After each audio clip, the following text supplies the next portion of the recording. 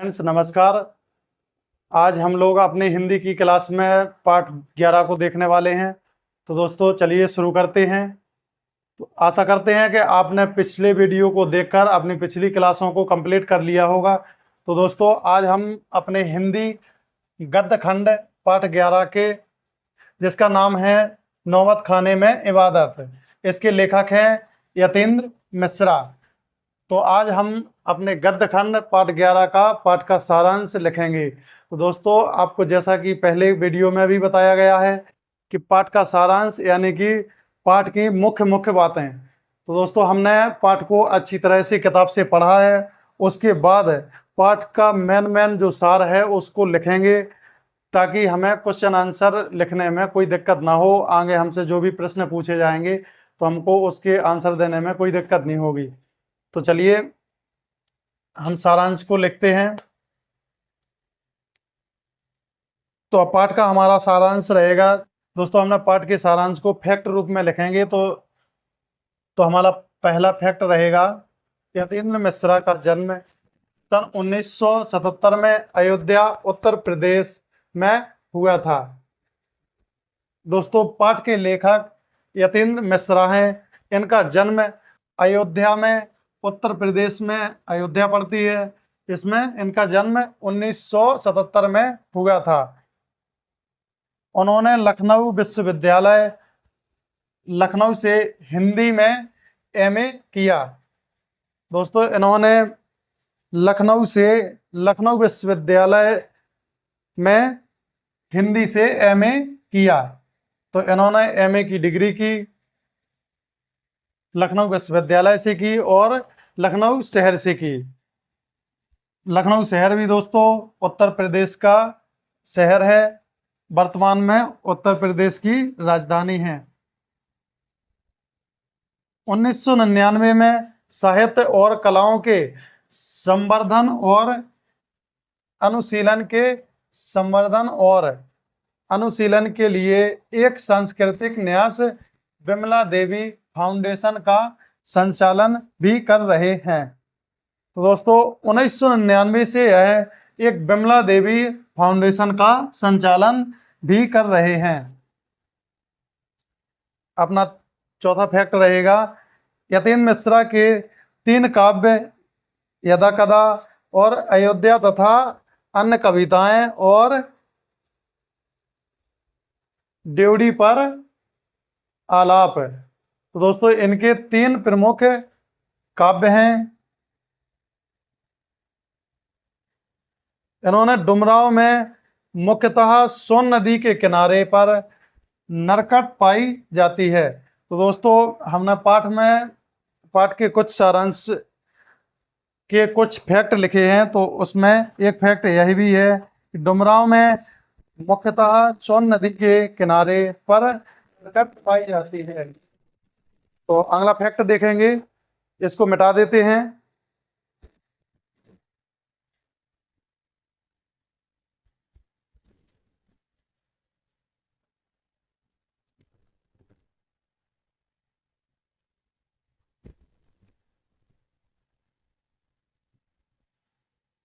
इसी के अंतर्गत दोस्तों हम अगला फैक्ट लिखेंगे।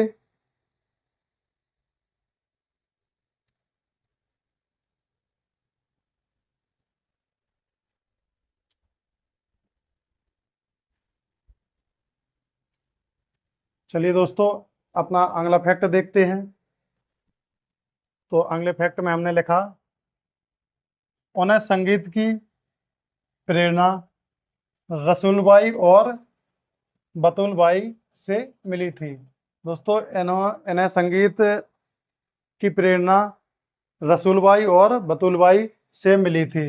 इन्होंने इन्हें प्रेरित किया और कि संगीत कैसे बजाया जाता, और इन्होंने इनसे प्रेरणा ली। वैदिक इतिहास में शहनाई का कोई उल्लेख नहीं मिला। दोस्तों इस फैक्ट में हमने लिखा है कि वैदिक इतिहास में शहनाई का कोई उल्लेख नहीं मिला। दोस्तों हमने पाठ में यह भी पढ़ा कि शहनाई को शाहनय अर्थात सुशिर बादों से शाह की उपाधि दी गई है।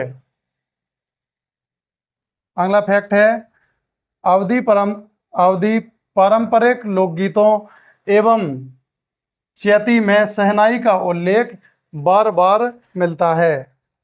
दोस्तों, अवधि पारंपरिक लोकगीतों में एवं चैती में शहनाई का उल्लेख बार बार मिलता है। शहनाई एक वाद्य यंत्र है। तो शहनाई बजाने के लिए रीड का प्रयोग होता है। रीड अंदर से पोली होती है या फिर खोखली होती है। तो हम जानते हैं, हमने पाठ में पढ़ा है कि शहनाई बजाने के लिए रीड का उपयोग होता है। तो रीड क्या है? रीड नरकट एक प्रकार की घास होती है। नरकट या फिर रीड एक घास होती है। तो इसका प्रयोग होता है शहनाई बजाने में। और रीड नर्तक से बनाई जाती है। रीड नर्तक से बनाई जाती है और नर्तक एक प्रकार की घास होती है। क्लियर? तो अगला फैक्ट देखते हैं। बिस्मिल्लाह खान के माता पिता उस्ताद पैगंबर बख्श खां और बेट्ठन हैं।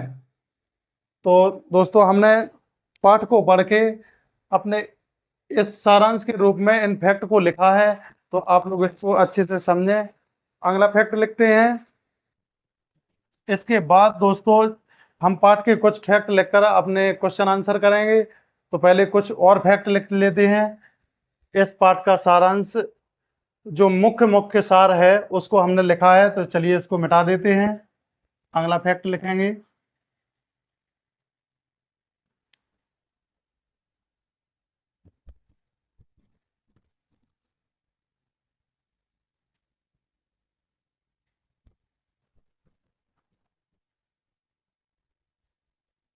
तो चलिए दोस्तों, हमने अपने अगले फैक्ट को लिख लिया है। तो इसको और देखते हैं। अगले फैक्ट में हमने लिखा है, शहनाई को संगीत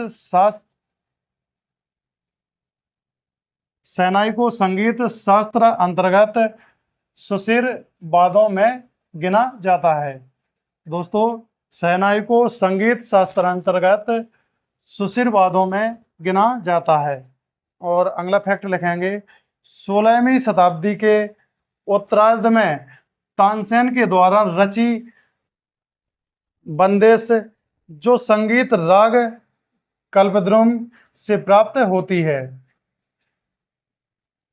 तानसेन द्वारा रची बंदिश जो कल्पद्रुम से प्राप्त होती है। इसमें शहनाई, मुरली और बंसी और श्रृंगी एवं मूर्छंग आदि का वर्णन आया है। अगला फैक्ट देखेंगे, दक्षिण भारत के मंगलवाद नागस्वरम की तरह शहनाई प्रभाती की मंगल ध्वनि का संपूरक है। दक्षिण भारत में मंगलवाद बजाया जाता है, उसी की तरह यह शहनाई भी प्रभात की मंगल ध्वनि का संपूरक है। तो हमें इन सभी फैक्टों को दोस्तों अच्छे से पढ़ के याद रखना है। तो आज के लिए हम इतना ही रहने देते हैं। कल दोस्तों हम इसके क्वेश्चन आंसर लिखेंगे। आपका क्लास में रहने के लिए बहुत बहुत धन्यवाद। इस क्लास को ज़्यादा से ज़्यादा शेयर करें अपने दोस्तों में। तो दोस्तों